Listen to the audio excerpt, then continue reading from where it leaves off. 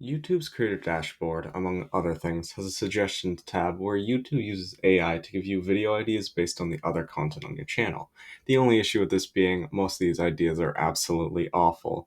So like any normal person, I'm gonna make them. Up first, we have every Ultrakill weapon ranked. Here's the tier list, and if you disagree, you are just wrong. In F tier, we have the Slab Marksman, because I don't think I have ever seen anybody use it, and frankly, it just makes it harder to hit coins.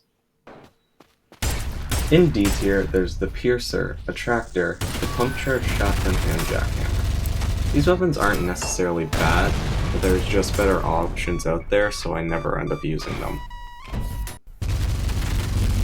In C tier, there's the rest of the Jackhammers, the Nail Guns, and the Sharpshooter. These guns are all here for the same reason, which is that their variations are just way better. In B tier, there's the Slab Piercer, Firestarter, Screwdriver, and the Whiplash, mostly just because they're more situational and you're better off using other variations in majority of situations. In A tier, there's the Slab Sharpshooter, Knuckle Blaster, the Alt Jumpstart, and the Electric Rail Cannon for their high damage output. There's also the Freeze Frame Rocket because how good it is for speedruns. Moving up to S tier, we have the SRS Cannon for its ability to one-shot Cerberus and Sentries. The blue and red shotguns for their ease of use and high damage output. The Alt Overheat because of the longer lasting time compared to other saw blades and its high damage. And the Malicious Rail Cannon because core nuking exists. Finally, in SS tier, we have the greatest weapons in the game, which are the Alt Attractor because saw blade traps give such high damage output and they're also swarm control. The Marksman, as coins in this game, were blessed by a divine being, and of course, the Feedbacker, because...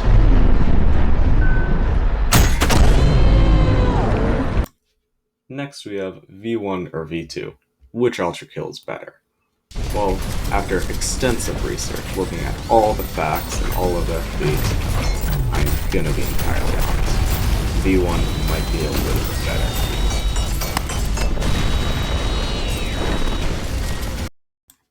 Best mods for Ultrakill in 2025. 2025 has been an incredible year for the Ultrakill modding scene, with some incredible mods being released the past couple of months. Some of my favorites are Masquerage Divinity. This mod sets up a quest line where you need to search throughout the Wrath layer to find a way to open the gate in Heresy. After you do so, you restart the game, but instead, you get to play as Gabriel.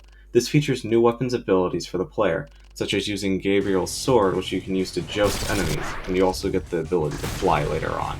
It should be noted that this mod is only up to the Limbo layer. AngryLevelLoader. Put simply, this mod just gives you access to community-created levels, which you then get to play. The best part about this is that not all of these levels are entirely combat-based. Some of them have more convoluted games, my favorite example being how somebody recreated Papers, Please. And it's, of course, aptly titled, Blood, Please. BaphometsBingo is a mod where you get to essentially speedrun Ultrakill against your friends via a bingo board.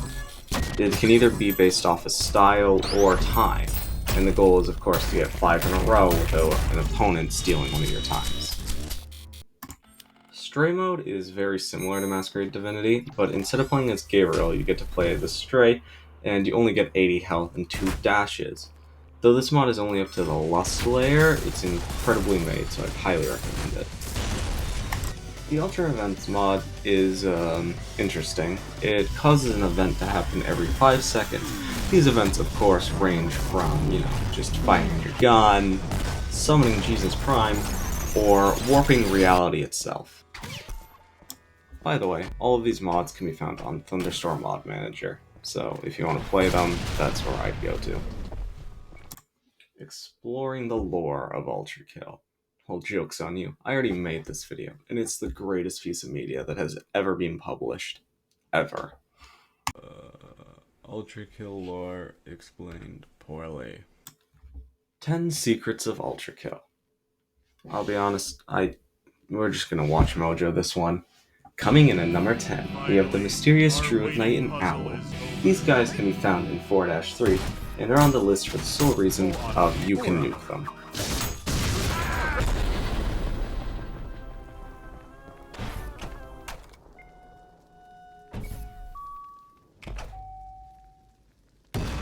At number 9, we have the funny little stalker with a sandcastle behind the Statue of Liberty in 4-2. Just make sure you don't break it.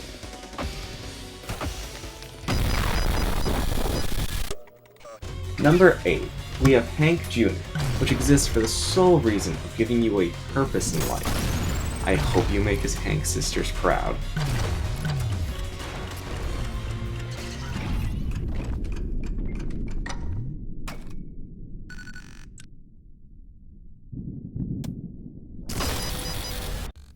At number 7, we have Mirage for reasons. At number 6, we have Fishing in 5S, which could very well be the greatest level ever made. Of course, you can catch Funny Fish Friend, a literal stick,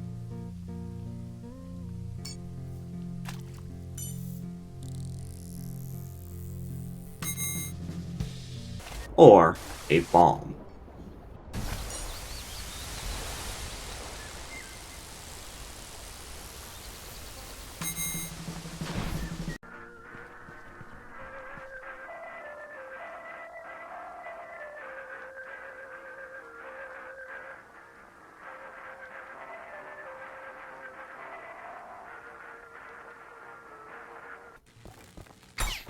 At number 5, we have the Ghost Drone minigame in 7S, where you get to be Luigi and vacuum ghosts, or just die.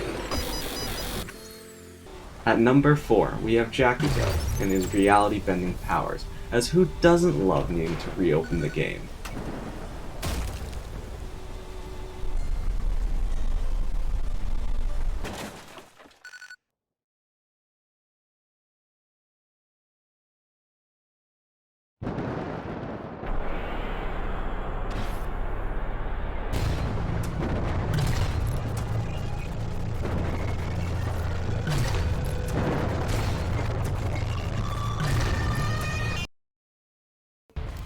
At number 3, we have the funny rodent, who is entirely impervious to coins, which effectively makes it the strongest creature in Ultrakill.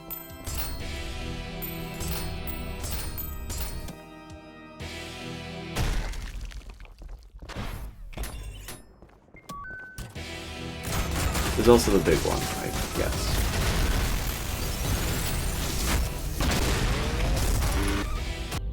At number 2, we have the fact that you can do this in 1S.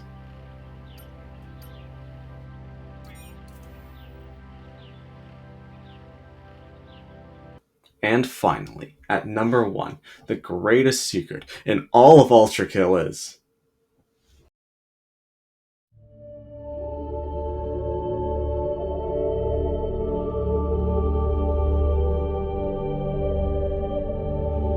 Finally, we have Ultrakill, the most difficult challenges in the game.